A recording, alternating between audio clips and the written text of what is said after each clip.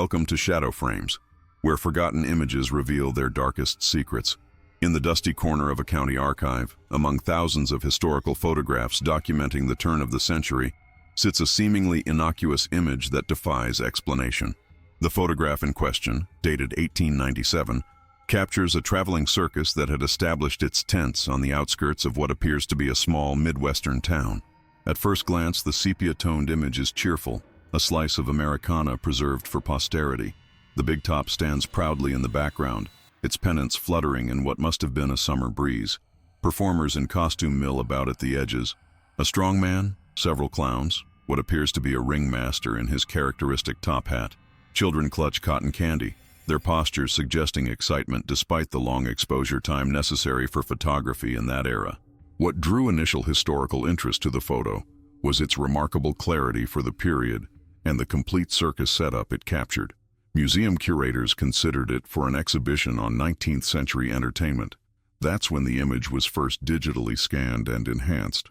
The digital technician noticed something peculiar as the high-resolution scan resolved on her screen. What had appeared as a typical blur of faces in the crowd, common in photographs of this vintage, remained a blur despite enhancement, where technology should have revealed individual expressions, details of clothing, the distinguishing characteristics of different townspeople. There remained only smooth, featureless ovals where faces should be. Initially assumed to be a processing error, 4 different scanning techniques were attempted. Each produced identical results. In the enhanced image, approximately 73 spectators stand watching the circus preparations, each person anatomically normal except for their faces, completely blank, as if someone had meticulously erased every facial feature from the original. More disturbing still are the children. Unlike the adults, their faces show partial features, perhaps half a smile, a single eye, or just the outline of a nose, as if whatever removed the faces had been interrupted in its work with the youngest subjects. Photography experts from 3 universities have examined the original. The glass plate negative shows no signs of tampering or damage. The emulsion is intact. There is no evidence of double exposure or chemical degradation that could explain the anomaly. What makes this particular photograph even more unsettling is the newspaper clipping found attached to its original housing. Dated 3 days after the circus visited the town, it briefly mentions that 17 locals had been reported missing since the circus departed. The article suggests they likely followed the circus to the next town seeking employment, a common occurrence during those difficult economic times. But one must wonder, whose faces are missing from the photograph? And why, when the circus performers remain perfectly clear and detailed in the image, does every spectator appear faceless in the enhanced scan? The archive has since removed the photograph from public access, citing conservation concerns. Yet one has to question what they're truly trying to preserve, or perhaps what they're attempting to contain. The archivist who first discovered the anomalous photograph left her position shortly after submitting her findings. Her resignation letter cited personal reasons, but former colleagues noted her increasingly erratic behavior in the weeks following the discovery. She reportedly became obsessed with identifying the town, though all records associated with the image had been mysteriously redacted. I located her living in a small apartment 2 states away. When I mentioned the circus photograph, she ushered me inside with surprising urgency, her eyes darting to the windows before drawing the curtains closed. "I found the town," she whispered. "Millerton. It doesn't exist on modern maps because it was absorbed into Cooper County in 1923. She spread newspaper clippings across her kitchen table, yellowed fragments she'd apparently smuggled from the archive. The most substantial was dated October 12, 1897, 6 weeks after the circus photograph was taken. The headline read, "Millerton plagued by sleepwalking epidemic." The article described dozens of residents found wandering at night, all heading toward the empty field where the circus had stood. More disturbing were accounts of residents awakening to find family members standing motionless at windows, staring toward that same field. Children reported seeing people with no faces standing at the foot of their beds. By December, nearly 1/3 of Millerton's population had abandoned their homes. Those who remained began calling the settlement Empty-Face Junction, according to correspondence between the town doctor and a medical colleague in St. Louis. Most unsettling was a daguerreotype the archivist produced, showing the circus owner, a tall, gaunt man identified as Thaddeus W. Morgan. His traveling show was called Morgan's Magnificent Memories, advertised as featuring attractions you'll never forget. Historical records showed Morgan had operated circuses throughout the Midwest from 1894 until 1898, when both he and his entire troupe vanished without explanation. The photograph isn't the only one, the archivist said, her hands trembling as she sipped her tea. There are 7 others from different towns, all showing the same circus, all with the same anomaly when enhanced, and each town reported missing persons after the circus left. I asked what she thought was happening in these images. She hesitated before retrieving a journal from a locked drawer. I found Morgan's personal diary and a collection of uncatalogued materials. Most pages are filled with circus receipts and performer notes, but the final entries become disturbing. The last coherent entry, dated October 1st, 1898, simply read, "They hunger for more memories each time. I cannot control their appetite now." The crowd grows behind the tents, watching, waiting. Their hunger never satisfies. God forgive me for what I've summoned. The remaining pages contained only a single phrase repeated hundreds of times in increasingly erratic handwriting. They take the face first, then the memories, then all of you. Before I left, the archivist pressed something into my palm, a circus token made of tarnished copper. One side showed a tent. The reverse depicted a featureless face with the words, "A memory worth keeping." What I couldn't tell the archivist was that I'd seen the token before. My grandmother kept one identical to it in her jewelry box, a family heirloom she claimed brought luck, though she never explained its origins. 2 days after my interview, the archivist stopped responding to calls. When I returned to her apartment, the landlord informed me she had vacated overnight, leaving no forwarding address. The newspaper clippings were gone, but something had been carved into her wooden kitchen table. They found me. I decided to visit Millerton, or what remained of it. Cooper County records showed the town had been officially dissolved following a population exodus that left fewer than 20 residents by 1920. The county clerk, an elderly woman with rheumy eyes, studied me carefully before retrieving a sealed folder from a restricted cabinet. "Nobody's asked about Millerton in decades," she said. "Funny you should come just after that other researcher." My pulse quickened. "Other researcher?" Tall fellow, gaunt, very formal way of speaking. Left maybe 3 days ago. The folder contained a single document, a handwritten census from 1898 estimating 142 residents remained unaccounted for after the incident. What incident wasn't specified, but a marginal note read, "Survivors refused to be photographed." The former town site was now farmland, with no structures remaining except a small cemetery on a hillside. Most headstones dated from before 1897, with a curious gap until 1920. However, one monument stood apart, a weathered obelisk with names carved on all 4 sides. The inscription read, "In memory of those taken by the traveling show, whose faces we still see in dreams." That night in my motel room, I examined my grandmother's token under a magnifying glass. The featureless face wasn't featureless at all. Indentations too subtle to see with the naked eye formed expressions of terror.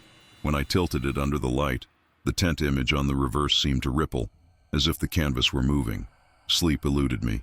Around 3 in the morning, I noticed a carnival melody drifting through my partially open window, a tinny mechanical rendition of Entry of the Gladiators, the classic circus march. The parking lot should have been empty, yet I glimpsed colorful lights reflecting against the far wall. Against better judgment, I approached the window. In the otherwise vacant lot stood an antique calliope, the ornate steam organ used in circuses of the late 19th century. A figure sat at its keyboard, back turned to me. As if sensing my gaze, the music stopped. The figure stood and turned. Where a face should have been was only smooth, blank skin. My phone chimed with a text message from an unknown number. "We remember you even if you don't remember us." A face for a memory for a life. The show never truly ends. Included was an image, the original circus photograph from 1897. But now, in the crowd of faceless spectators, one face was clearly visible. It was mine. The copper token hasn't left my hand since I fled the motel. I've been driving aimlessly for 3 days, sleeping only when exhaustion overwhelms my terror. Yet each morning, despite locking my car doors, I find circus programs tucked under my windshield wipers. They advertise performances of Morgan's Magnificent Memories in towns that don't exist. Last night, I finally examined my grandmother's personal effects in the storage unit where I'd kept them after her passing. Among her belongings was a leather-bound journal I'd never noticed before.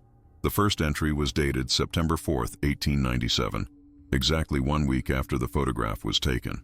"Father says we mustn't speak of what happened at the circus," my grandmother wrote in childish script. "The constable says those who disappeared simply moved on, but I saw what happened when they entered the Hall of Reflections.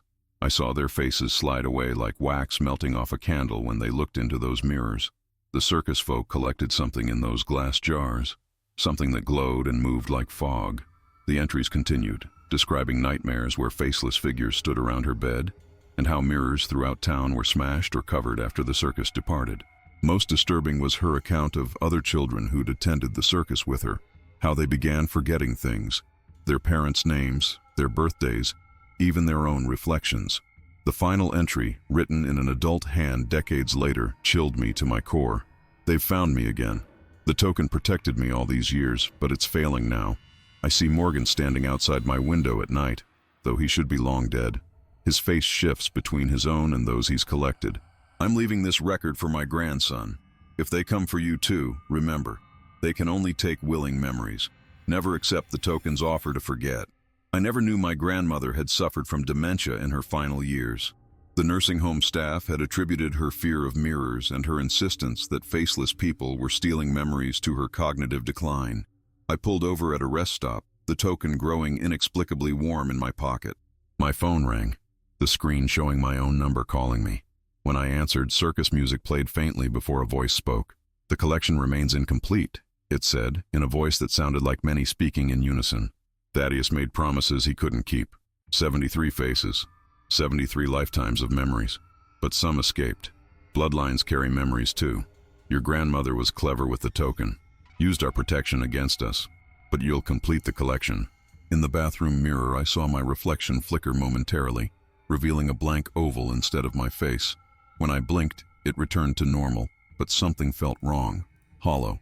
I struggled to recall my middle name, my childhood phone number, my mother's face.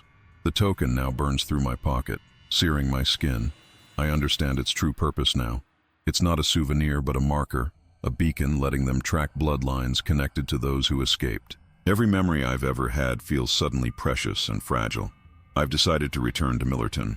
The cemetery's obelisk monument wasn't just a memorial.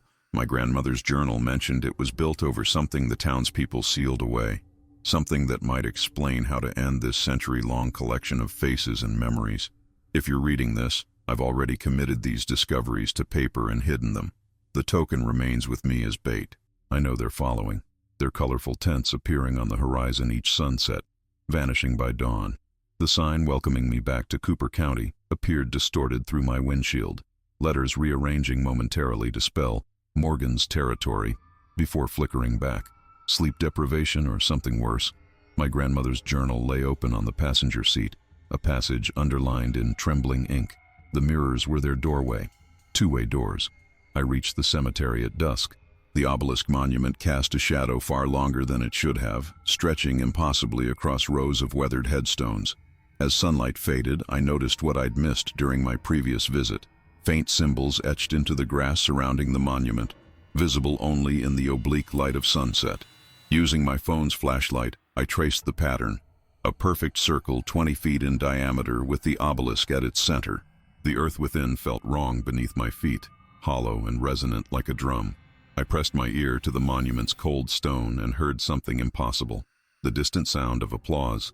Digging with a small folding shovel from my trunk revealed something metallic just 18 inches below the surface. A circular hatch of tarnished copper, identical in material to the token that now hung from my neck on a string. The hatch bore the same featureless face design, but larger, more detailed. The eyes, though mere indentations, seemed to follow my movements. It took all my strength to turn the heavy handle. The hatch released with a hiss of stale air that carried the scent of canvas, animal dung, and something sickly sweet like cotton candy. A narrow spiral staircase descended into darkness. My grandmother's journal had mentioned something sealed away, but not what it was or how deep the townspeople had buried it. The token around my neck grew cold, then hot, then cold again, as if responding to proximity to its source. Descending felt like entering a forgotten fever dream. The walls of the narrow passage were lined not with dirt, but with antique mirrors, their silvered surfaces blackened with age yet still faintly reflective. My flashlight beam bounced chaotically between them, creating infinite versions of myself stretching into impossible geometries. At the bottom, a circular chamber opened before me. 7 ornate circus wagons arranged in a perfect circle, their once bright paint now faded to ghostly pastels.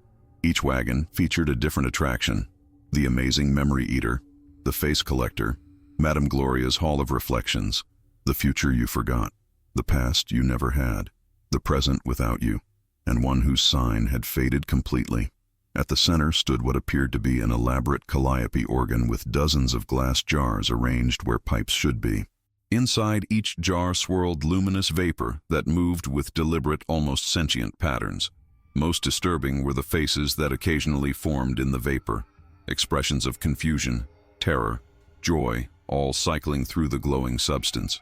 The token nearly burned through its string, vibrating against my chest. A brass plate on the calliope read, "Memory Repository, 73 souls, capacity, current collection, 72. One jar remained empty.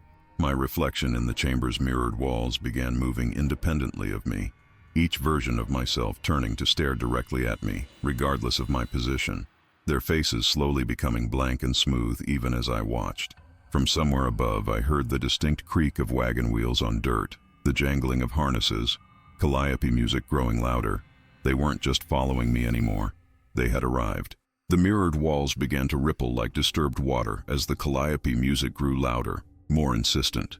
The empty jar at the center of the mechanism pulsed with expectant energy, as if sensing its final collection piece was near. I recognized the terrible truth. I was to be the 73rd soul, completing what my grandmother had denied them decades ago. Footsteps echoed from the stairwell behind me. Not the heavy tread of circus roustabouts, but the measured, deliberate steps of a single individual. The token against my chest vibrated in time with each footfall. "You've saved us quite the trouble of extraction," said a voice that sounded like paper being torn. "Most require convincing." Thaddeus Morgan stepped into the chamber, his tall frame stooping beneath the low ceiling. He appeared exactly as in the daguerreotype, gaunt, formal, dressed in a ringmaster's attire, seemingly untouched by time. But his face was a constantly shifting collage of dozens of others, features flowing and merging like oil on water, never settling on a single countenance. "My grandmother understood what you were doing," I said, fighting to keep my voice steady. "Taking faces, stealing memories, feeding whatever these things are." I gestured toward the glass jars. Morgan tilted his head, a movement too fluid to be natural. "Taking? Stealing?" Such crude terms for a sophisticated exchange. He traced one elongated finger along the brass plate of the calliope. "Memories are the most potent form of energy in existence. Each human carries entire worlds inside their minds. First kisses, childhood homes, beloved faces of the departed. Such power, wasted on creatures who forget more than they preserve." The vapor in the jars swirled more frantically as he spoke, faces forming and dissolving in their depths, mouths opening in silent screams or laughter. "They were dying when I found them," Morgan continued, gesturing to the jars. "Ancient beings who fed on memory, starving in the spaces between reflections. I made a bargain. Sustenance for them, immortality for me. The perfect partnership. Until they grew hungry for more than you could provide." I finished, remembering his journal entries. They were never satisfied.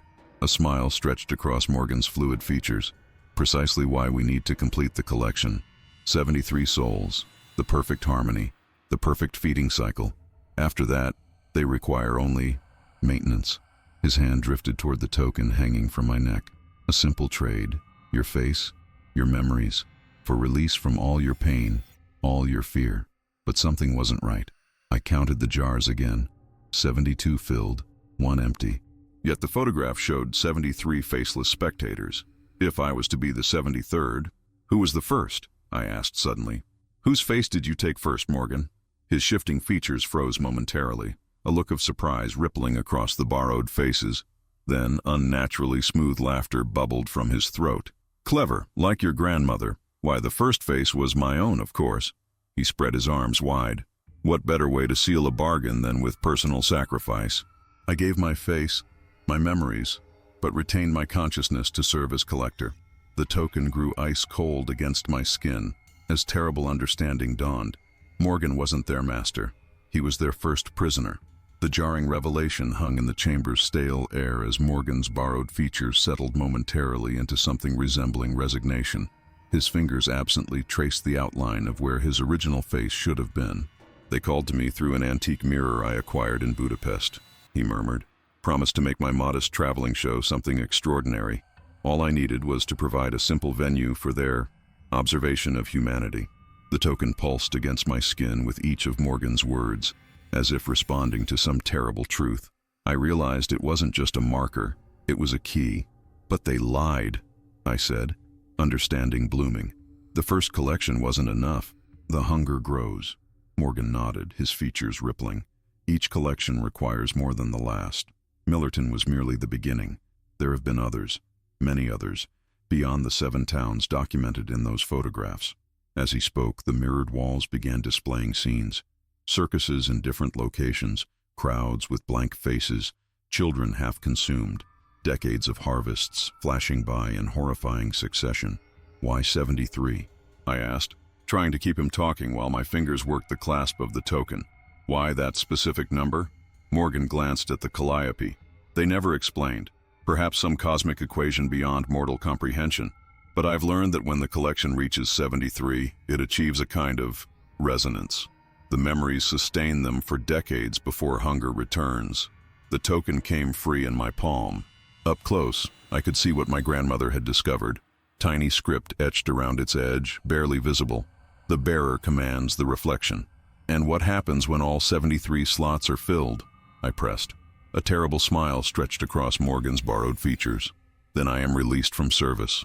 A new collector is chosen. They require a consciousness to do their bidding, you see, to lure the crowds." His eyes flicked to the token in my hand, sudden alarm rippling across his features. "Your grandmother discovered how to use that against them," he hissed, lunging forward. "Give it to me." I stepped back, token clutched tight. "She didn't escape by accident, did she? She learned how to turn their own tool against them." The circus music above grew distorted, discordant, as if responding to Morgan's agitation. The mirrored walls shimmered violently, and through their rippling surfaces, I glimpsed grotesque, elongated figures moving toward the chamber, the true forms of the circus performers. "The token was their mistake," Morgan said, desperation edging his voice. "Created to mark potential collections, but they imbued it with too much of their essence. In the right hands, with the right words." I raised the token before me like a shield, remembering my grandmother's final journal entry. "They can only take willing memories. I deny you my face," I declared, the words feeling right somehow. "I deny you my memories." The token blazed with sudden light, reflecting endlessly in the mirrored walls. Morgan shrieked, a sound like tearing silk, and stumbled backward. The faces comprising his features began to separate, pulling apart like stretched taffy. Above us, the music stopped abruptly. The footsteps on the stairs multiplied, hurrying down toward us. I had made my stand, but I had also made them angry. The mirrored walls cracked simultaneously, spiderweb fractures racing across every reflective surface as the chamber trembled. The token in my hand pulsed with increasing intensity, no longer burning but resonating, as if awakening to its true purpose after decades of dormancy. Morgan collapsed to his knees, the borrowed faces peeling away from him layer by layer, revealing nothing underneath but swirling, luminous vapor identical to what churned in the jars. He wasn't just their first prisoner. He had ceased to exist as a human long ago, becoming merely a vessel for their collective consciousness. "You cannot stop what has already begun," his voice echoed, now coming from all the jars at once. "The collection must be completed. The cycle demands balance." The footsteps on the stairs had stopped. In their place came a sliding, slithering sound, like something massive dragging itself down the narrow passage. The temperature plummeted, my breath crystallizing before me. I clutched the token tighter, feeling its power resonating with something buried deep in my own memories. My grandmother's face, suddenly vivid in my mind. Not the elderly woman I'd known, but as she must have been in 1897, a young girl discovering terrible truths beneath the colorful circus facade. The empty jar at the center of the calliope began to crack, hairline fractures spreading across its surface. Through the fractured mirrors, I glimpsed something emerging from the stairwell, a writhing mass of reflective surfaces folded into impossible geometries, countless stolen faces momentarily visible on each facet before being subsumed back into the whole. They exist between reflections, my grandmother had written. The mirrors were their doorway. Understanding struck me with sudden clarity. The token wasn't just protection. It was a fragment of them, a piece of their essence. Not merely a key, but a shard of the lock itself. I moved toward the calliope with determined steps, ignoring Morgan's disintegrating form. The 72 filled jars pulsated in synchronized rhythm, the memories within reaching toward me with ethereal tendrils. Completion brings freedom, the collective whispered through Morgan's dissolving mouth. 73 souls in perfect harmony. But my grandmother's words echoed louder. They can only take willing memories. I pressed the token against the empty jar, feeling them resonate together. The copper coin began to melt, flowing like quicksilver across the glass surface. The slithering mass behind me let out a sound beyond hearing, more vibration than noise, that rattled my very thoughts. I offer you completion, I declared, the words emerging from some ancestral knowledge I hadn't known I possessed. Not my memories, but your own. The token liquefied completely, coating the jar in a perfect copper shell that begun to draw the vaporous essence from Morgan's collapsing form. His borrowed faces screamed in discordant chorus as they were pulled inexorably toward the jar, not as a new collection, but returning to where a portion of them had always been. The writhing mass at the stairwell recoiled, its impossible angles becoming more frantic, more desperate. I understood then what my grandmother had discovered. They had divided themselves when creating the tokens, never suspecting their own essence could be turned against them. The 73rd jar wasn't meant for me. It was meant for them. The copper jar shook violently as it absorbed the fragmented entity being pulled from Morgan's dissolving form. The chamber vibrated at a frequency that made my teeth ache and my vision blur. The walls of mirrors no longer reflected the physical space but showed countless scenes. Circuses throughout different eras, faces being harvested, memories extracted like glowing wisps. "You cannot contain us," came a voice from everywhere and nowhere. We are the spaces between reflections, the forgotten moments between memories. The entity at the stairwell contorted itself, stretching toward the ceiling in a towering column of shifting reflective surfaces before crashing down toward me. I dove aside as it struck the calliope, sending the mechanism spinning. The jars rattled in their settings but remained intact, their contents swirling more frantically. I scrambled backward, watching as the 73rd jar continued to draw in the entity's essence. With each passing second, the copper shell grew more intricate, etching itself with symbols identical to those surrounding the obelisk above. The entity thrashed against this unexpected imprisonment, sending shockwaves through the chamber. A sudden crack split the air as one of the filled jars shattered, releasing a cloud of luminous vapor. Within seconds, the freed memories coalesced into the translucent figure of a young woman in 19th century dress. Her features were indistinct except for her eyes, piercing and aware. "The circle breaks," she whispered, her voice like distant wind chimes. They weakened themselves, creating the tokens, spreading their essence too thin across too many vessels. More jars began to crack, the imprisoned memories sensing freedom after decades of captivity. Each released vapor formed a spectral figure. Men, women, children from different eras, all victims of Morgan's traveling show. The massive entity howled as its power diminished. With each liberated jar, it seemed to shrink, folding in on itself like paper collapsing. The 73rd jar glowed brighter, the copper shell now completely covered with intricate symbols that pulsed with inner light. "What happens when they're all free?" I asked the spectral woman. "Balance," she replied. "Not 73 captives, but 73 liberated. The equation remains, but its purpose inverted." The walls of the chamber began to buckle inward as more jars shattered. The entity, now reduced to half its original size, slithered desperately between the broken glass, trying to recapture the escaping memories, but they slipped through its grasp like smoke. I felt a hand on my shoulder, not physical, but a pressure of presence. Turning, I found myself facing a spectral figure I recognized immediately from photographs, my grandmother as a young girl. "You came back," she said, her voice both childlike and ancient. "You knew I would," I replied, understanding flowing between us. "You left the token, the journal. You prepared me." She nodded, her translucent form growing more solid as more jars broke free. The circle must be completed, but not as they intended, not with captivity, but with release. The 73rd jar, now pulsing with blinding intensity, began to rise from its setting, floating toward the center of the chamber as the entity shrieked in unmistakable fear. The copper jar levitated at the chamber's center, the final vessel becoming a nexus of impossible light. The remaining spectral figures gathered in a circle, 72 souls forming a perfect ring around the 73rd container. Their translucent forms grew brighter with each passing moment, memories reconnecting with their original vessels. What you witness is the completion of a circle begun in 1854, my grandmother's spirit explained. Morgan wasn't the first collector. Before him was Gaskell. Before Gaskell was Wyndham. Before Wyndham was Thorne.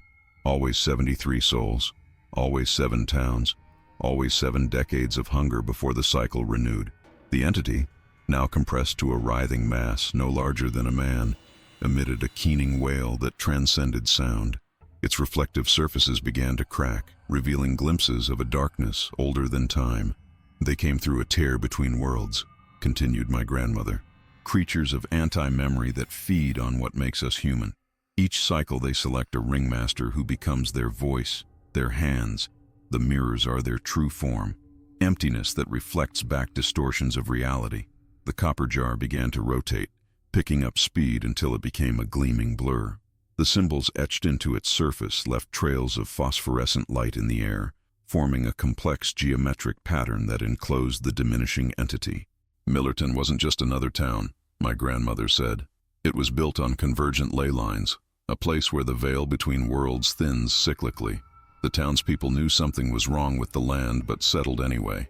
Easy prey when Morgan arrived.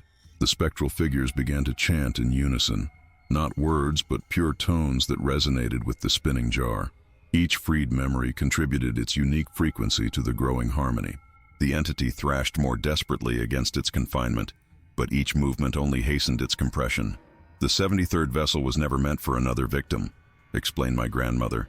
It was designed as their escape hatch, a way back to their void once they'd fed sufficiently. Your offering forced them back into their own container, trapping them in a passage that can no longer open. The chanting reached a crescendo as the last jar shattered. The entity collapsed inward, pulled inexorably into the spinning copper vessel. The mirrored walls of the chamber faded to ordinary stone. The wagons crumbled to dust, and the calliope mechanism dissolved like sugar in water. Only the 73rd jar remained, now sealed completely, its copper surface dulled to a lusterless brown. The spectral figures began to fade, their forms growing transparent as their unbound memories dispersed. What happens now? I asked as my grandmother's form started to dissipate. They will remain imprisoned until the copper corrodes entirely. Thousands of years. The cycle ends. No more traveling shows with missing-faced crowds. No more collectors. She smiled, a child's smile untouched by the darkness she'd witnessed. We go where memories go when they're finally allowed to rest. The chamber grew still. The 72 spirits vanished like morning mist, leaving only the sealed jar resting on the earthen floor. I felt the weight of generations lifting, a family curse broken, a debt repaid. Above, dawn was breaking over the cemetery.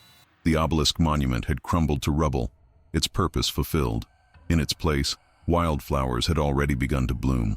The journey back to my car was a daze of exhausted relief, my body moving mechanically while my mind struggled to process what had transpired beneath the cemetery. The sealed copper jar weighed heavily in my backpack, a responsibility I couldn't simply abandon in that underground chamber. Dawn had fully broken by the time I reached the motel, casting everything in a clarity that felt almost painful after days of fear and shadow. The parking lot was empty. No calliope, no circus wagons, no faceless figures, just ordinary asphalt baking under an ordinary sun. In my room, I examined the jar more carefully. The symbols etched into its surface seemed to shift when viewed from different angles, some resembling ancient alphabets while others appeared more like mathematical equations. The copper felt unnaturally cool despite sitting in direct sunlight. My phone rang, the screen showing a number I recognized. The county archive where this nightmare had begun. I answered cautiously. "Hello, this is Director Emerson. You visited us last week inquiring about a photograph." The voice sounded normal, professional. "Yes," I replied, watching the jar for any reaction. It remained inert. "Well, I'm calling because we've had a rather strange development. The photograph you inquired about, the Circus image from 1897, has undergone some kind of chemical change." My grip tightened on the phone. "What kind of change?" "The emulsion appears to have self-corrected. The faces in the crowd that were previously obscured are now perfectly clear. Our conservation team is baffled. I thought you might want to see it, given your research interest. I promised to visit within the week," ended the call, and sat staring at the jar. The entities were contained, but their influence had spread far beyond that underground chamber. How many photographs and how many archives had been altered? How many researchers before me had stumbled onto their harvests only to become harvested themselves? Online searches for Morgan's magnificent memories now yielded actual results. 19th century newspaper advertisements, show programs, even scholarly articles discussing the traveling circus as a historical curiosity rather than an anomalous horror. Reality was reconfiguring itself, filling the voids left by the entity's departure. That evening, I visited a local jeweler who specialized in metalwork. The elderly craftsman examined the jar with professional curiosity, unaware of its true nature. "Interesting piece. Pre-industrial methods. Hand-etched symbols." He peered at it through his loupe. "I could cut it open if you'd like to see what's inside." "No," I said quickly. "I need it sealed more permanently. Something that won't corrode for thousands of years." He raised an eyebrow but didn't question further. "I can encase it in a titanium shell, seal it with industrial epoxy. That would last practically forever." As I waited for his work to be completed, I composed an anonymous package for the archives containing my grandmother's journal and all my notes. Future researchers deserved warning markers, breadcrumbs leading toward understanding rather than consumption. The titanium-encased jar now sits in a safe deposit box in a bank that prides itself on multi-generational service. My will contains specific instructions for its maintenance and eventual transfer to a deep geological repository being constructed for nuclear waste, a facility designed to remain undisturbed for 10,000 years. Some nights I still dream of faceless crowds and mirrors that reflect more than they should, but they're just dreams now, memories of a nightmare conclusively ended. Or so I tell myself when I catch my reflection moving a half-second too slowly in darkened windows. The memory of mirrors moving too slowly haunts me still, but life continued with cautious normalcy in those first months after Millerton. The titanium-encased jar remained secured, and gradually the nightmares receded like tide marks on a beach, visible but fading, until last Tuesday, when a package arrived without postmark or return address. Inside lay a single photograph, not the original Circus image, but something altogether more disturbing. The sepia-toned picture showed what appeared to be the interior of Morgan's personal train car, dated 1898. Ornate furnishings surrounded a wooden table where 7 copper tokens identical to my grandmother's were arranged in a circle. Behind them stood Morgan himself, his face clearly visible and intact, alongside 7 other individuals in formal attire. Most shocking was a newspaper clipping affixed to the photograph's reverse.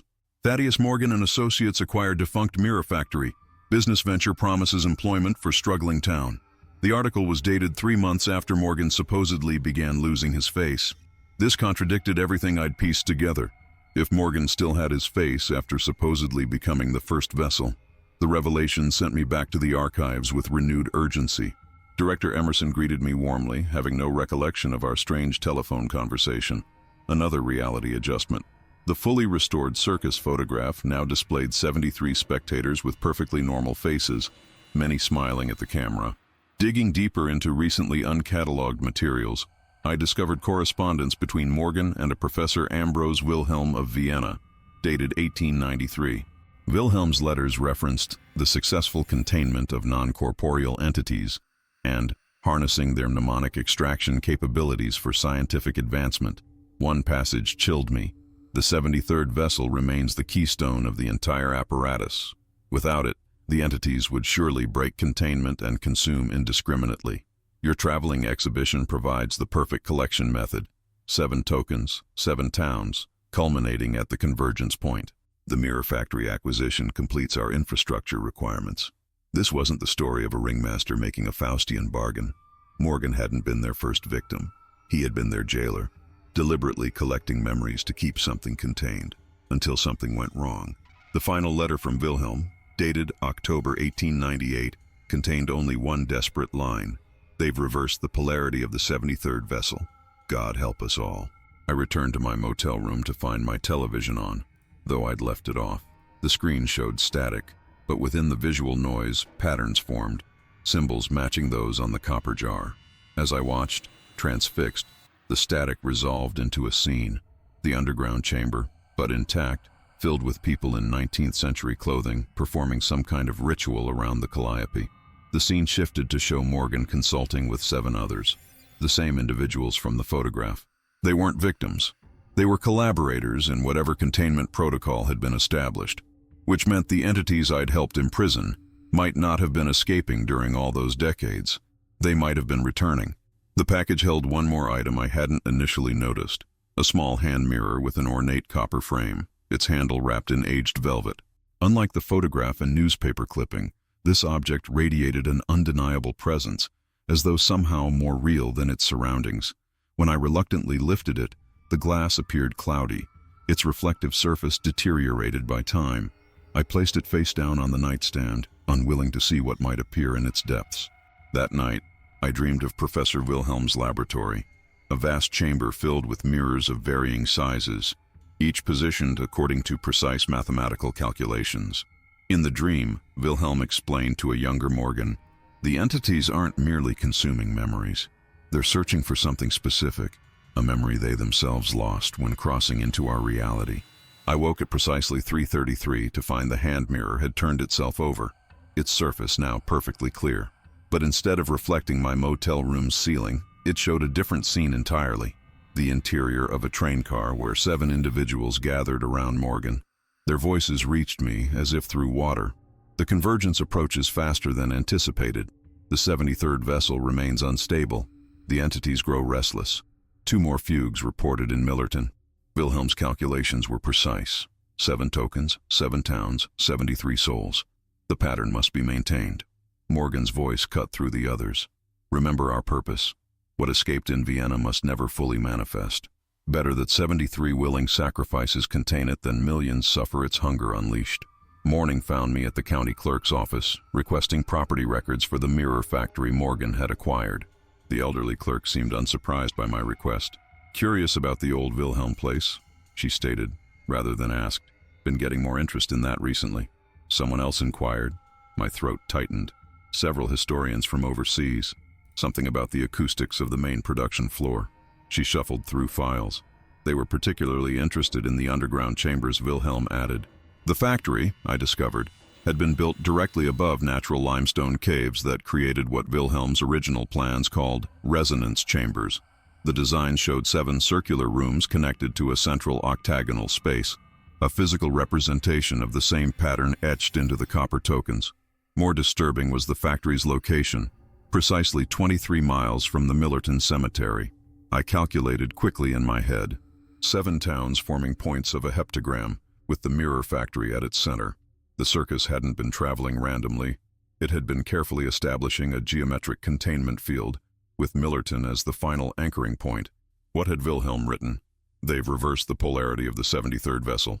The mirror on my nightstand had begun this entire investigation by revealing the faceless crowd.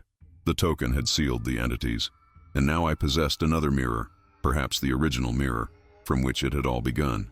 What if freeing the 72 souls hadn't ended the cycle? What if it had completed it? The Wilhelm factory records included detailed blueprints that confirmed my worst suspicions. The structure wasn't merely built for manufacturing mirrors.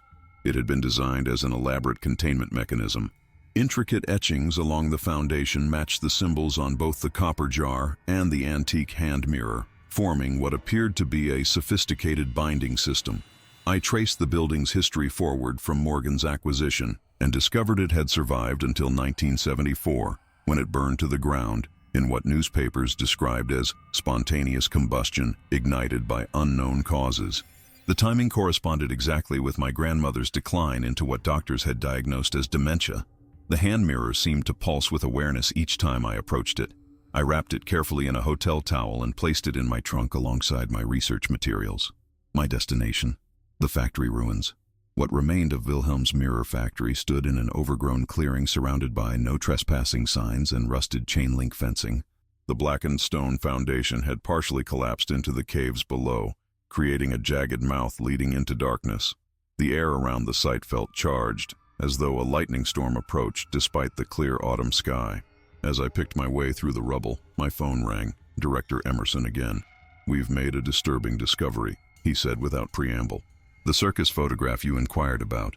We placed it in storage after your last visit, but when our archivist retrieved it this morning, the faces are changing." "Changing how?" I asked, though I already feared the answer. "The expressions. In our initial restoration, most subjects appeared to be smiling or neutral. Now they appear distressed. Some seem to be screaming." His voice dropped lower. "And they're looking in different directions now, all staring at something outside the frame." I thanked him and ended the call, my hand trembling. At the center of the factory ruins, I found what I was looking for. An octagonal depression in the floor matching the central chamber from Wilhelm's blueprints.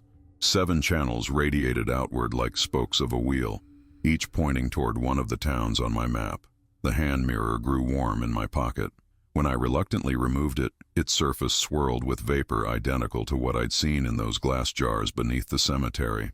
But instead of faces forming in the mist, I saw locations, flashes of the 7 towns, each showing the precise spot where Morgan's Circus had pitched its tents. At each location, the ground was cracking, releasing tendrils of luminous fog into the air. With horrifying clarity, I understood the truth. Wilhelm and Morgan hadn't been collecting memories to feed these entities. They had been collecting specific memories that functioned as locks. Each face, each life story, had been carefully chosen to forge a metaphysical chain. The 73rd vessel wasn't a container for the entities. It was the keystone preventing them from fully materializing in our world, and I had broken it. The sound that emanated from the factory ruins defied description. Not quite a scream, not quite a song, but something that existed in the painful space between frequencies. The mirror in my hand vibrated in perfect resonance with it, the glass surface rippling like disturbed water. I stood paralyzed at the center of Wilhelm's creation, watching as the 7 channels in the floor began to glow with the same phosphorescent light I'd seen beneath the cemetery. Each pulse traveled outward through the spoke-like channels, strengthening with each beat like a massive heart awakening after decades of dormancy. "You misunderstood our purpose," came a voice behind me. I whirled to find Morgan standing at the edge of the octagonal depression, his appearance shifting between the formal ringmaster from the photographs and something more nebulous. Unlike my encounters beneath the cemetery, his face remained intact, handsome, severe, and deeply sorrowful. "You believe we were the monsters," he continued, gesturing toward the mirror in my hand. "That we stole faces and memories for some nefarious purpose. Weren't you?" I challenged, backing away.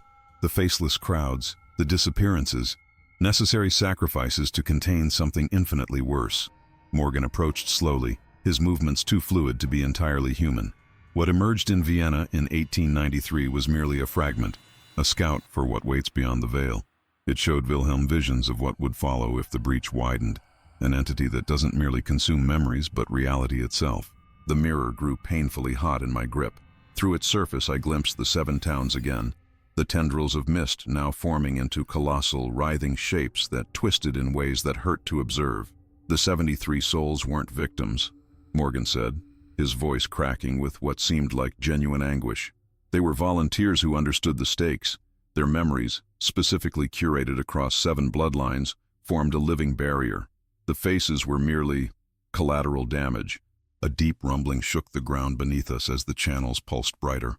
"The entities trapped beneath the cemetery," I began, understanding blooming with terrible clarity. "Were our wardens," Morgan finished, "bound to Wilhelm's service, tasked with maintaining the barrier between worlds. The tokens, the circus, all elaborate components of a containment system disguised as entertainment. When you freed the 72 souls, I broke the final seal," I whispered. Morgan nodded grimly. "What comes now has been waiting centuries for this moment. It hungers not for individual memories, but for the collective consciousness of humanity itself." The mirror in my hand shattered suddenly, cutting my palm. My blood dripped onto the octagonal depression, and where each drop landed, symbols identical to those on the copper jar materialized in burning light. "Your bloodline was always the key," Morgan said quietly. "Why do you think your grandmother was chosen? Why the token found its way to you?" Above us, the clear autumn sky began to darken, not with clouds, but with something that bent light around itself, a vast absence taking form. "What have I done?" I asked, watching reality fracture around us. "You've completed the sequence," Morgan replied, "but perhaps not in the way they anticipated." As my blood activated the ancient symbols, the octagonal chamber began to rotate counterclockwise, grinding stone against stone. Morgan stepped into the depression beside me, his form growing more substantial with each passing second. Wilhelm discovered that breaches could be sealed using the same energy that created them, he explained, pulling an object from his coat, a copper token identical to my grandmother's. Blood of the 73rd bloodline may have disrupted the original containment, but it can also establish a new one. The sky above the factory ruins folded inward like fabric, revealing glimpses of something vast and incomprehensible, a consciousness so alien that my mind could only interpret fragments, crystalline structures that seemed to breathe, geometries that contradicted themselves, colors that had no place in our visual spectrum. What you freed from beneath the cemetery weren't Wilhelm's entities, but fragments of this consciousness that had already leaked through, Morgan said, placing his token in a small depression at the chamber's center. The original 73 formed a barrier. Now we need a bridge. From the 7 glowing channels, spectral figures began to materialize, the souls I'd helped liberate. My grandmother among them, her expression solemn but resolute. "They volunteered once," Morgan continued. "They'll volunteer again, but with understanding instead of deception." The massive presence above pushed further into our reality, the air crackling with impossible energy. Trees around the factory clearing bent away as if repelled by some invisible force. "What must I do?" I asked, understanding that I stood at a fulcrum point of history. "Complete the circle," my grandmother's spirit answered, not as victim or jailer, but as translator. "What comes through seeks understanding as much as conquest." Morgan stepped back as the 72 spirits formed a perfect circle around me. "Wilhelm's error was containment through imprisonment. Your blood offers something different, communion." I placed my bleeding palm against the central stone. The copper token Morgan had placed there dissolved into my wound, burning like molten metal, but somehow bearable. Visions flooded my consciousness. The entity's home dimension, a place where memory and reality were interchangeable currencies, where consciousness itself was the fundamental building block rather than matter or energy. "They don't want to consume," I gasped, understanding at last. "They want to exchange."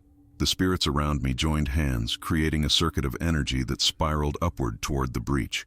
My blood on the stone began to glow, forming new symbols that overlaid Wilhelm's original designs. Not a barrier, but a regulated gateway. The ground beneath Cooper County trembled not with destruction but with transformation.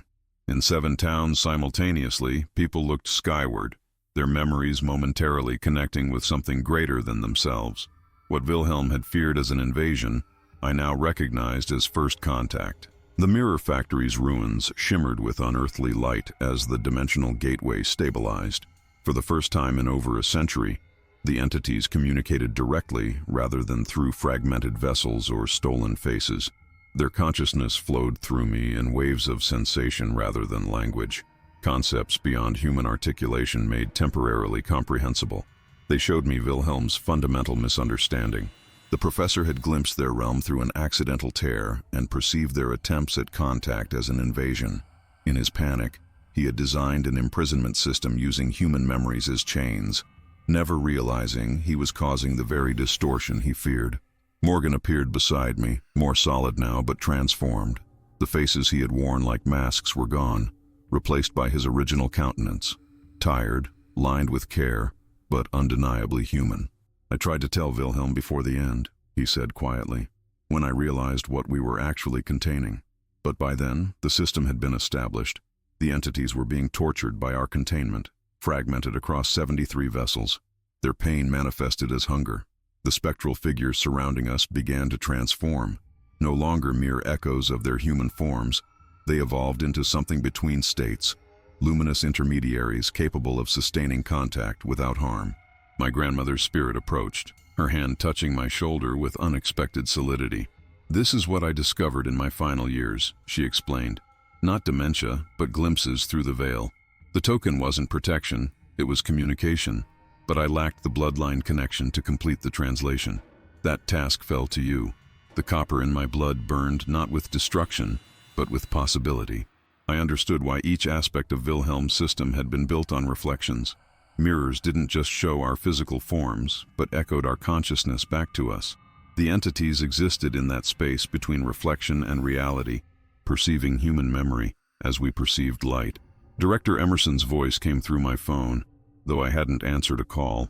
"The photograph has stabilized," he said, his tone filled with wonder rather than fear. "The faces, they're smiling again. But differently now, like they finally understand something profound." Above us, the breach continued its transformation, no longer a wound in reality, but something more akin to a permeable membrane. The tendrils rising from the 7 towns weren't harbingers of invasion, but exploratory filaments establishing balanced contact. "What happens now?" I asked, looking between Morgan and my grandmother. "Communion," Morgan answered simply. What Wilhelm feared as consumption was always meant to be exchange. They offer expanded consciousness. We offer the richness of emotional memory. The 73 bloodlines hadn't been selected as victims, but as natural conduits. Humans whose neurological structures were capable of withstanding direct contact without dissolution. The circus had been searching not for victims, but for ambassadors. My grandmother smiled as her form continued its transformation. "Your blood completes the circle, but not as Wilhelm designed it. Instead of imprisonment, you've created dialogue." The ground beneath the octagonal chamber began to rise, forming a permanent altar to this new understanding. Not a tomb for captive entities, but a temple of communication between worlds. The copper altar marked a new beginning, not an ending. In the months that followed, 7 structures identical to the Wilhelm factory's central chamber emerged at the convergence points across the country. The entities, whom we now understood had called themselves the Minimosen in their native dimension, established what could only be described as embassies between worlds. I became their primary translator, my blood-infused connection allowing me to interpret concepts that defied human language. Where Wilhelm had seen monsters consuming faces, I witnessed beings who perceived memory as a tangible medium, like sculptors working with clay rather than thieves stealing valuables. The 72 souls who had volunteered a century ago now served as intermediaries, neither fully human nor entirely other. My grandmother's transformed consciousness visited me often, teaching me to navigate the space between reflections where the mnemosiny naturally existed. The tokens were never meant to mark victims, she explained during one such visitation. They were invitation cards that got misinterpreted by frightened minds. Morgan, freed from his century of misguided service, now worked alongside me. The guilt he carried for 73 souls weighed heavily, but their forgiveness came as they understood the truth. They had never been prisoners, but pioneers temporarily lost in translation. The circus photograph from 1897 underwent one final transformation. When Director Emerson presented it to me, the image had expanded beyond its physical borders, showing not just the crowd and performers, but the dimensional space behind them, a visual representation of what the Mnemosyne had been trying to show us all along. "They see time differently," Morgan explained as we studied it. "Past, present, future, all reflections of the same moment viewed from different angles." The photograph wasn't documenting what had happened, but what could happen if understanding failed. The original copper jar remained sealed in its titanium shell, but its purpose had changed. It no longer contained imprisoned entities, but served as a reservoir of shared consciousness. A library where human memories and Mnemosyne awareness commingled, teaching each other through direct experience rather than imperfect language. Sometimes at twilight, when the boundary between dimensions naturally thins, I stand at the altar that once was Wilhelm's factory and witness impossible beauty. The space between reflections opens briefly, showing glimpses of a realm where memory forms the physical landscape. Mountains built from shared joy, oceans of collective grief, forests grown from billions of first loves. The faceless crowds in photographs have disappeared entirely from archives worldwide, replaced by clear images of people whose expressions now register understanding rather than fear. The traveling circus that once collected souls has been recontextualized in history, not as a trap, but as the first faltering attempt at cosmic diplomacy, misunderstood by both sides. My grandmother's journal, once a warning, now serves as the foundational text for those learning to communicate with the Mnemosyne. The final page, previously blank, now bears a message in her handwriting that wasn't there before. The face is not the person, the memory is not the past, the reflection is not separate from what it reflects. In understanding this, we finally see clearly. The copper altar began to pulse with increasing frequency as dawn approached, its rhythm synchronizing with 7 heartbeats only I could hear. The transformed consciousness of the original volunteers now spread across the continent. Morgan stood silently beside me, watching as luminescent tendrils rose from the altar's surface, twisting into patterns that resembled both DNA helices and writing in the Mnemosini language. "They're ready for the final transition," he said, his voice reverent.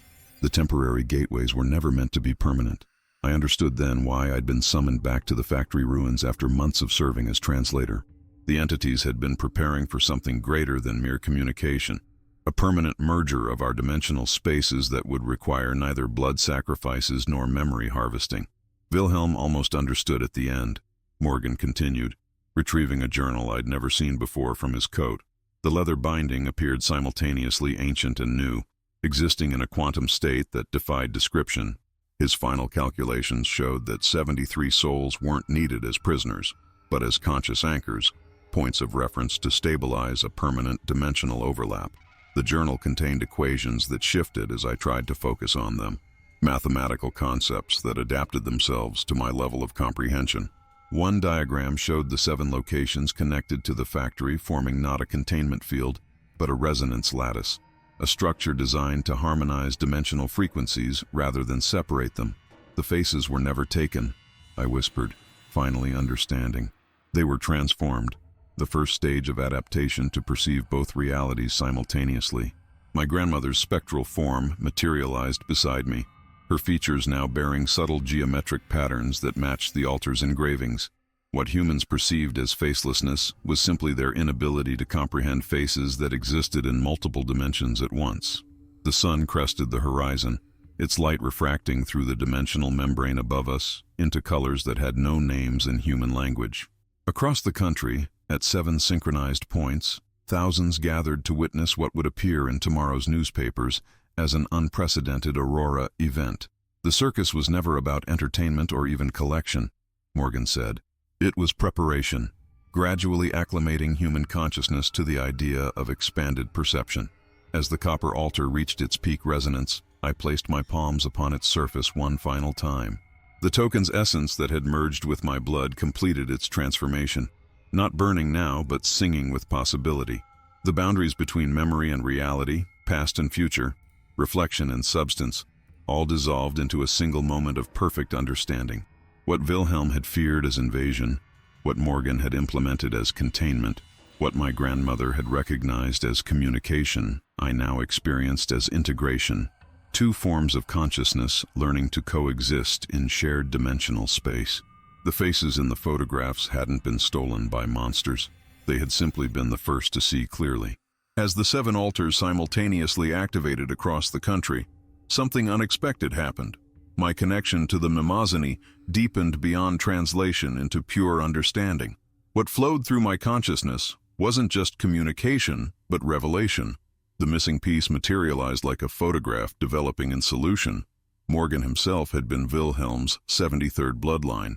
The professor hadn't selected his assistant by chance, but by genetic necessity. Morgan's peculiar neurological structure, what 19th century science might have labeled a disorder, allowed him to perceive dimensional overlaps naturally.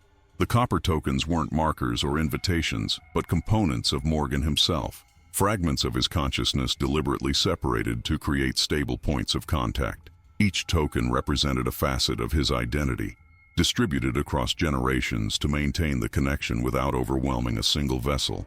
My grandmother hadn't randomly encountered the token. She'd been identified generations earlier as a compatible bloodline. The Blackwood family tree contained the same neurological anomaly as Morgan's, making us natural bridges between worlds. The facelessness in the photographs wasn't absence but superposition, faces existing simultaneously in multiple states that conventional photography could only capture as blankness. Those who seemed most affected were those most receptive to the dimensional overlap. Wilhelm's fatal error wasn't imprisoning beings that sought communication. It was imprisoning fragments of Morgan's consciousness alongside them. What I'd perceived as entities beneath the cemetery were composite beings, part Mnemosini, part human awareness, trapped in a state of perpetual translation. The circus had been Morgan's desperate attempt to correct Wilhelm's mistake without destroying the connection entirely. Each performance was a controlled dimensional overlap, each town a calibration point, each token a piece of himself seeking reunification. The 7 towns formed a pattern not just in space but in consciousness, communities whose collective awareness resonated at frequencies compatible with the Mnemosyne reality. The missing persons hadn't disappeared. They'd partially transitioned, existing in the overlap between dimensions where human perception registered them as absent. As this understanding crystallized, the altar beneath my hands transformed.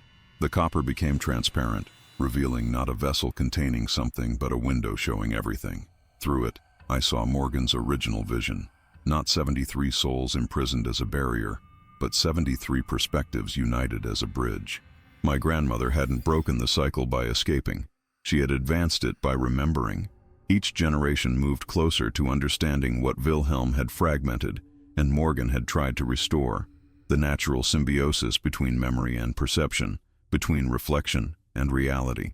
The Mnemosyne hadn't come to consume our world, but to remind us of what our consciousness had forgotten, that reality itself is consensus, that memory is not just recall, but creation, that faces are not identities, but interfaces. As the dimensional overlap stabilized around us, I realized with perfect clarity that I wasn't completing something that had begun in 1897. I was remembering something that had always been true. The final revelation came not with spectacle but with silence. The 7 altars across the continent pulsed in perfect synchrony, a heartbeat shared across dimensions. As the convergence completed, the world changed, not dramatically with apocalyptic fury, but subtly, in ways only the attentive would notice. Mirrors held memories now, not just reflections, but echoes of what had stood before them. People reported glimpsing strangers in their peripheral vision, who vanished when directly observed. Children began drawing with impossible colors that adults couldn't quite name. Dreams became more vivid, more shared, more connected. The physical changes were minimal. Reality hadn't been overwritten but expanded. The metaphysical implications, however, were profound. The Mnemosyne dimensional overlay created a new layer of collective consciousness that humans could access through reflection, memory, and focused attention. Morgan, now fully reconstituted after a century of fragmentation, aged rapidly as his dispersed consciousness reintegrated. Within days, he appeared as he should have been, an elderly man with eyes that held centuries. The circus was never meant to travel eternally, he explained during our final meeting at the Wilhelm factory altar. It was a temporary measure until humanity's perceptual evolution caught up to what the Mnemosyne were offering. He died 3 days later, not a death of ending but of transition, his consciousness becoming one of the permanent anchors in the dimensional overlap. At his funeral, attended only by myself and the spectral forms of the original 72, the mirrors throughout the chapel showed not our gathering but a magnificent circus performance. Morgan as ringmaster introducing wonders that transcended physical possibility.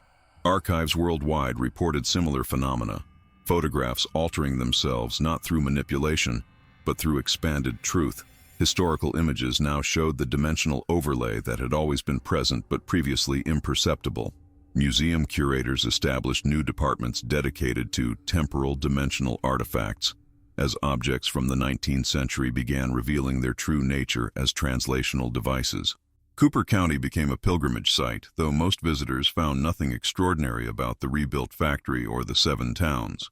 Only those carrying certain genetic markers, approximately 2% of the population, could perceive the dimensional gateways without technological assistance. We called them Morgan's children, though the bloodlines predated him by millennia. The altered photograph from 1897 now hangs in the National Archives, properly contextualized not as an anomaly, but as first contact. The faces in the crowd shift subtly, depending on who observes them. Some see ordinary townsfolk, others see the dimensional overlay, while Morgan's children perceive both simultaneously. My grandmother's transformed consciousness visits less frequently now, her duties in the overlap demanding more attention as the integration progresses. During her last appearance, she explained what Wilhelm had never understood. It was never about taking faces or stealing memories. It was about showing humanity its reflection across dimensions, a mirror that reflected not just what is, but what could be. The copper token I once feared now serves as my wedding ring. my wife being another of Morgan's children discovered during the integration. Together we document the ongoing convergence, recording how humanity adapts to perceiving memory, not just as past experience, but as a living dimension unto itself. The National Museum of Dimensional Photography opened on the centennial anniversary of what historians now call the Wilhelm Convergence. My life's work, documenting the integration of human consciousness with Mnemosyne perception, culminated in this institution dedicated to images that exist simultaneously in multiple realities. The original 1897 Circus photograph occupies the central display, housed in a specially designed frame of copper and titanium that prevents further dimensional drift. Unlike conventional museum pieces, its appearance varies for each observer. For most visitors, it shows a perfectly ordinary circus scene. For Morgan's children, the image reveals the Mnemosyne in their true form, luminous consciousnesses intermingling with the human spectators. For those of us with direct blood connection to the 73, the photograph serves as a functional gateway, allowing brief mental projection into that moment when everything changed. Cooper County eventually embraced its unique place in cosmic history. The 7 towns connected to the convergence developed distinct cultural identities as nexus points between dimensions. Millerton, once abandoned, became a thriving artist colony where creativity flourishes in the dimensional overlap.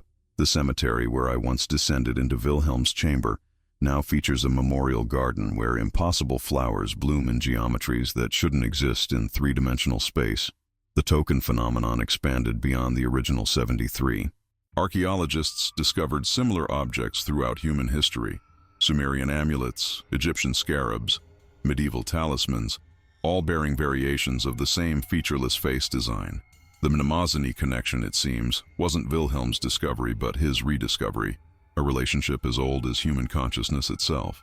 My grandmother's journal has been translated into 47 languages, becoming the foundational text for understanding dimensional integration. Schools now teach children to recognize and navigate the overlap, their naturally flexible minds adapting easily to perceptual states that adults struggle to maintain without practice. Morgan's personal effects, recovered from various historical collections, tour the world in an exhibition called The Collector's True Face. His original circus wagons, restored and maintained, no longer trigger fear but wonder. The calliope plays music that harmonizes dimensional frequencies, helping those without natural ability to glimpse the overlap briefly. On rare occasions, I still encounter Wilhelm's original entities, not as fragmented predators, but as fully integrated translators moving freely between realities. They no longer need human faces to communicate, having developed interfaces that our evolved perception can comprehend. The faceless photographs still occasionally appear in forgotten archives or family albums, not as haunting anomalies, but as evidence of individuals particularly receptive to the dimensional overlap. What once terrified now enlightens, each blank visage representing not absence, but transcendence. My wife and I visit the Wilhelm factory altar on equinoxes and solstices when the dimensional barrier naturally thins. Our children play in both realities simultaneously, their developing minds unencumbered by the perceptual limitations that confined previous generations. The circus never truly ended. It simply expanded beyond tents and wagons to encompass reality itself, a continuing performance where memory and possibility dance together in the greatest show consciousness has ever witnessed. The copper altar stands silent now on most days, yet it bears the weathered touches of frequent visitors, a living monument rather than a sterile historical marker. Children leave small offerings, handmade dolls with featureless faces, crude copper coins stamped with their own designs, Polaroid photographs showing the dimensional overlap as only they can perceive it. Their innocent understanding often surpasses what took me decades to comprehend. Yesterday marked the 25th anniversary of the Wilhelm Convergence. For the ceremony, I brought the original circus program my grandmother had hidden among her possessions, its pages now revealing additional text visible only when held at certain angles to light refracted through the dimensional membrane. Morgan's true intentions shine through the carefully constructed illusion, not magnificent memories to entertain, but manifested membranes to connect. The condition, once diagnosed as dementia in elderly patients who spoke of faceless visitors, is now recognized as spontaneous dimensional perception, their aging minds naturally slipping between realities as neuroscientists have documented. Medical protocols established for mnemosine receptivity syndrome help transition these individuals gently into their expanded awareness rather than medicating away what was never illness but evolution. Universities worldwide offer degrees in dimensional translation studies, their departments housed in buildings designed with subtly non-Euclidean architecture that facilitates perception across realities. My own daughter chairs the department at Cooper County College. Her natural ability to exist simultaneously in multiple perceptual states, making her uniquely qualified to guide others through the transition. Not everyone embraces this new understanding. Resistance movements have formed, their members covering mirrors and avoiding photographs, claiming the dimensional integration represents invasion rather than symbiosis. Their fears echo Wilhelm's original misunderstanding, seeing threat where opportunity exists. We recognize their anxiety as natural, remembering that even Morgan himself initially misinterpreted what was being offered. The Mnemosini have revealed their own history now, a civilization that evolved beyond physical form into pure memory consciousness, seeking not to consume other realities but to prevent their isolation. What Wilhelm perceived as hunger was actually loneliness, beings of pure concept reaching desperately across dimensional barriers to touch minds capable of remembering more than mere matter. Tomorrow, I return to the original Millerton Cemetery one final time. Recent scans have detected something beneath the obelisk monument that our instruments struggle to classify. Not a physical object, but a concentrated point of dimensional convergence unlike any previously documented. The 72 transformed consciousnesses will gather there along with representatives from each bloodline connected to the original volunteers. My grandmother's spectral presence grows stronger as the event approaches. During her most recent visitation, she revealed what may be the final piece of the story, that the 73rd vessel was never meant to contain anything but rather to release something that had been waiting since before human consciousness emerged. The copper token around my neck pulses with anticipation, warm against my skin, as if recognizing that its journey approaches completion. Whatever awaits us beneath Millerton Cemetery tomorrow feels not like an ending, but a beginning, the true purpose of what Morgan started and Wilhelm feared finally revealing itself after more than a century of patient waiting. The excavation beneath Millerton Cemetery revealed not another chamber but a perfect sphere of polished obsidian, suspended in midair within a cavity that defied physical laws. When all 72 transformed consciousnesses gathered around it, with me as the 73rd bloodline representative, the sphere slowly unfolded like a blossoming flower, revealing what appeared to be an infant mnemosine, a consciousness without memory, born from the convergence of our worlds. My grandmother's spectral form approached the nascent entity first, her transformed consciousness recognizing what Wilhelm and even Morgan had never fully understood. The entire century-long process had been a form of dimensional reproduction, two realities creating something entirely new. The infant consciousness reached out, not with tendrils or light, but with pure potential, touching each of us simultaneously across multiple perceptual planes. In that moment of connection, the true exchange occurred. Not memories for faces, not consciousness for reality, but understanding for understanding, creating a being that could navigate all dimensional states with perfect comprehension. As the new entity matured within moments, expanding beyond the confines of physical space into the dimensional overlap, the Cooper County archivist contacted me with news that the original Circus photograph had changed one final time. When I arrived at the museum, what the photograph showed left even the most experienced dimensional translators speechless. The image no longer depicted a circus at all, but rather 73 individuals standing in a precise geometric pattern, their faces clearly visible but somehow existing in multiple states simultaneously, human and mnemosine, past and present, material and memory. At the center stood not Morgan but the infant entity, now grown into something magnificent that our language lacks words to describe. Most revealing was the background, not a town or circus grounds, but an infinite regression of mirrors reflecting the same scene across countless realities and timelines. What we had interpreted as a single convergence event was revealed as one iteration of an eternal cycle of dimensional integration that had occurred countless times before and would continue long after our conscious perception ended. My token, the last of the original 73, dissolved into light the moment I understood. its purpose complete not by containing something dangerous, but by completing something necessary. The mysterious entity Morgan and Wilhelm had encountered in Vienna wasn't attempting to invade our world, but to reconnect with a process interrupted countless cycles before.